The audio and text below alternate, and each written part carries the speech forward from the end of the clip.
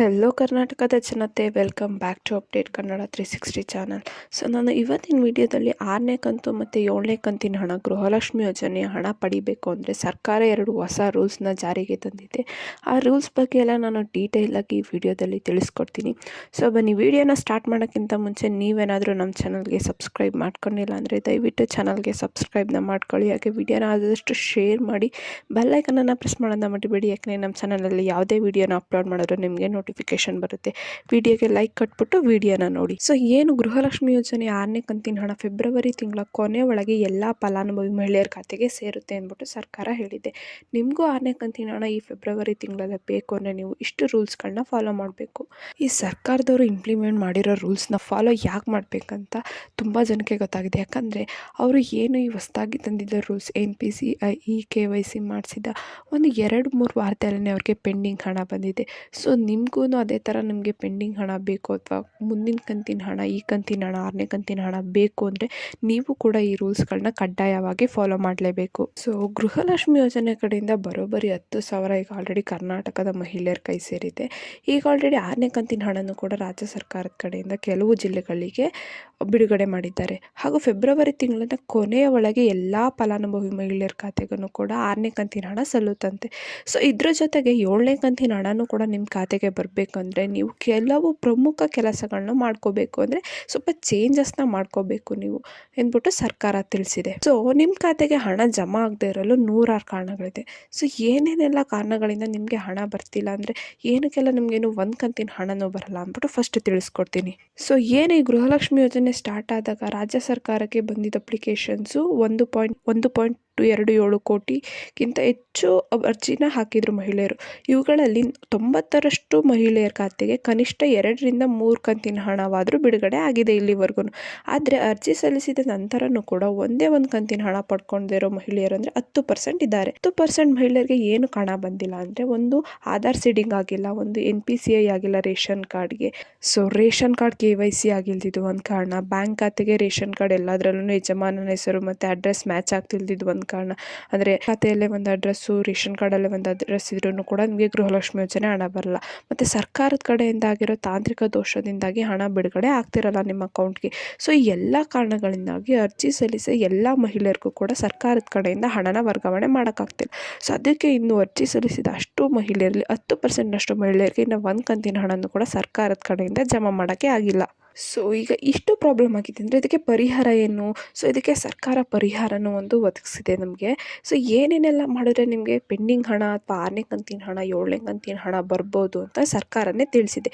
So ಈ ಸಮಸ್ಯೆ ಇದ್ಮೇಲೆ ಅದಕ್ಕೊಂದು ಪರಿಹಾರ ಕಂಡುಕೊಳ್ಳೇಬೇಕು. ಹಾಗಾಗಿ ಗೃಹಲಕ್ಷ್ಮಿ ಯೋಜನೆಗೆ ನೀವು ಅರ್ಜಿ ಸಲ್ಲಿಸಿ ನಿಮ್ಮ ಖಾತೆಗೆ ಏನಾದರೂ ಹಣ ಬರದೇ ಇದ್ದರೆ ಮೊದಲು ನೀವು ಬ್ಯಾಂಕಿಗೆ ಹೋಗ್ಬಿಟ್ಟು NPCI ಪ್ರಕ್ರಿಯೆಯನ್ನು ಮಾಡಿಸ್ಕೊಳ್ಳಿ. ನನ್ನೊಂದು ಕಳೆದ ವಿಡಿಯೋದಲ್ಲಿ ತಿಳಿಸ್ಕೊಟ್ಟಿದ್ದೆ NPCIನ ಹೇಗೆ ಮಾಡಿಸ್ಕೋಬೇಕು ಮತ್ತು ಏನೇನೆಲ್ಲ ಡಾಕ್ಯುಮೆಂಟ್ಸ್ ಬೇಕಂತ. ಸೊ ನೀವು ಆ ವಿಡಿಯೋನ ನೋಡಿಲ್ಲ ಅಂದರೆ ದಯವಿಟ್ಟು ನಮ್ಮ ಚಾನಲಲ್ಲಿ ವಿಡಿಯೋನ ಅಪ್ಲೋಡ್ ಮಾಡಿದ್ದೀನಿ, ದಯವಿಟ್ಟು ಆ ವಿಡಿಯೋನ ನೋಡಿ. ಸೊ ಇದು ಒಂದು ಕಾರಣ, ಚೇಂಜಸ್ನ ಮಾಡಿಸ್ಕೋಬೇಕು ನೀವು. ಇನ್ನೊಂದು ಎರಡನೇದಾಗಿ ನೀವು ನಿಮ್ಮ ಗೃಹಲಕ್ಷ್ಮಿ ಯೋಜನೆ ಅರ್ಜಿ ಸಲ್ಲಿಸಿರುವ ಅಂದರೆ ಅರ್ಜಿ ಸಲ್ಲಿಸಿದ ಅಪ್ಲಿಕೇಶನ್ನು ಮತ್ತು ನಿಮ್ಮ ಆಧಾರ್ ಕಾರ್ಡು, ರೇಷನ್ ಕಾರ್ಡು ಹಾಗೂ ಬ್ಯಾಂಕ್ ಖಾತೆ ವಿವರಗಳನ್ನ ತೆಗೆದುಕೊಂಡು ಹೋಗ್ಬಿಟ್ಟು ಹತ್ತಿರದ ಮಹಿಳಾ ಮತ್ತು ಕಲ್ಯಾಣ ಇಲಾಖೆಗೆ ಭೇಟಿ ನೀಡಿ. ಅಲ್ಲಿ CDPO ಅಧಿಕಾರಿಗಳಿಗೆ ನಿಮಗೆ ಏನಕ್ಕೆ ಹಣ ಬಂದಿಲ್ಲ, ಯಾವ ಕಂತಿನ ಹಣ ಬಂದಿಲ್ಲ ಅಂತ ಹೇಳಿ.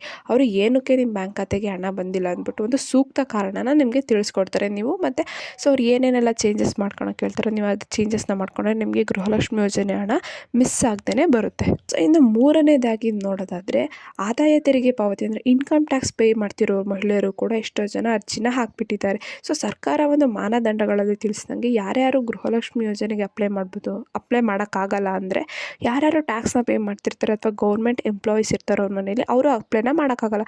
ಸೊ ಇದನ್ನು ಮೀರಿಬಿಟ್ಟು ಯಾರ್ಯಾರೆಲ್ಲ ಮಹಿಳೆಯರು ಅಪ್ಲೈ ಮಾಡಿದಾರಲ್ಲ, ಸೊ ಅವ್ರದನ್ನ ಲಿಸ್ಟ್ನ ಲಾಸ್ಟ್ ಮಂತ್ ಸರ್ಕಾರದವರು. ಸೊ ಆ ಲಿಸ್ಟಿಗೆ ನಿಜವಾದ ಫಲಾನುಭವಿಗಳ ಹೆಸರು ಕೂಡ ಲಿಸ್ಟ್ನಲ್ಲಿ ಸೇರಿಬಿಟ್ಟಿದೆ. ಸೊ ಸರ್ಕಾರದ ಈ ತಾಂತ್ರಿಕ ದೋಷ ಅಥವಾ ಟೆಕ್ನಿಕಲ್ ಇಶ್ಯೂದಿಂದ ನಿಮ್ಮ ಹೆಸರು ಕೂಡ ಸೇರ್ಪಡೆ ಆಗಿದೆ. ನೀವೇನಾದರೂ ಒಂದು ವೇಳೆ ಆದಾಯ ತೆರಿಗೆ ಪಾವತಿ ಮಾಡ್ತಾ ಇಲ್ಲ ಆದರೆ ನಿಮ್ಮದು ನೇಮು ಆ ಲಿಸ್ಟಿಗೆ ಸೇರ್ಕೊಬಿಟ್ಟಿದೆ ಅಂದರೆ ನೀವೇನು ಮಾಡಬೇಕಂದ್ರೆ ಶಿಶು ಕಲ್ಯಾಣ ಅಭಿವೃದ್ಧಿ ಇಲಾಖೆಗೆ ನೀವು ಒಂದು ಪಾವತಿ ಮಾಡ್ತಿಲ್ಲ ಎಂದು ದೃಢೀಕರಣ ಪತ್ರವನ್ನು ನೀಡಬೇಕು. ನಂತರ ನಿಮ್ಮ ಪ್ರಮಾಣ ಪತ್ರ ಸಂಬಂಧಪಟ್ಟ ಇಲಾಖೆಗೆ ಕಳಿಸ್ಬಿಟ್ಟು ಅಲ್ಲಿ ನಿಮ್ಮ ಹೆಸರನ್ನ ಆ ಲಿಸ್ಟಿಂದ ತೆಗಿತಾರೆ.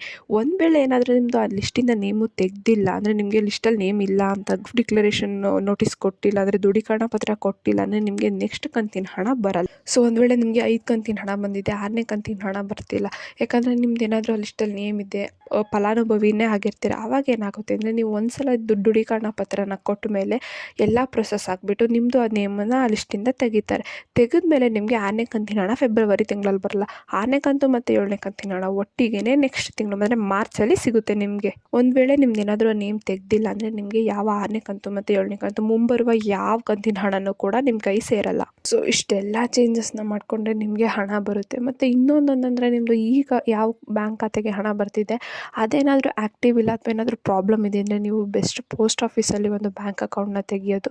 ಸೊ ಅಲ್ಲಿ ತೆಗೆದ ಒಂದು 2-3 ದಿನಗಳಲ್ಲೇ ಹಣ ಬರೋ ಎಲ್ಲ ಚಾನ್ಸಸ್ಸು ಕೂಡ ಇರುತ್ತೆ. ಸೊ ಇದನ್ನು ಸ್ವತಃ ಲಕ್ಷ್ಮೀ ಹೆಬ್ಬಾಳ್ಕರ್ ಅವರೇ ತಿಳಿಸಿದ್ದಾರೆ. ಸೊ ಇಷ್ಟು ಹೇಳ್ತಾ ಈ ಪುಟ್ಟು ಗೃಹಲಕ್ಷ್ಮಿ ಯೋಜನೆ ವಿಡಿಯೋ ಇಷ್ಟ ಆಯಿತು ಅನ್ಕೊತೀನಿ. ಇಷ್ಟ ಆದರೆ ದಯವಿಟ್ಟು ಚಾನಲ್ಗೆ ಸಬ್ಸ್ಕ್ರೈಬ್ನ ಮಾಡಿಕೊಂಡು ಸಪೋರ್ಟ್ನ ಮಾಡಿ ಅಂತ ಕೇಳ್ತಾ ಬೆಲ್ ಐಕನನ್ನು ಪ್ರೆಸ್ ಮಾಡೋದನ್ನ ಮರಿಬೇಡಿ. ಯಾಕಂದರೆ ನಮ್ಮ ಚಾನಲಲ್ಲಿ ಯಾವುದೇ ವೀಡಿಯೋಸ್ನ ಅಪ್ಲೋಡ್ ಮಾಡಿದ್ರು ನಿಮಗೆ ನೋಟಿಫಿಕೇಷನ್ ಬರುತ್ತೆ. ಮತ್ತು ವಿಡಿಯೋನ ಆದಷ್ಟು ಶೇರ್ ಮಾಡಿ, ವಿಡಿಯೋಗೆ ಲೈಕ್ ಕೊಡಿ. ಮತ್ತು ಏನೇ ಪ್ರಾಬ್ಲಮ್ ಇತ್ತು ಅಂದರೆ ಕಮೆಂಟ್ನ ಹಾಕಿ, ಏನೋ ಚೇಂಜಸ್ ಮಾಡ್ಕೋಬೇಕು ಅಂದ್ರೂ ಕಮೆಂಟ್ನ ಹಾಕಿ ಅಂತ ಕೇಳ್ತಾ ಧನ್ಯವಾದಗಳು.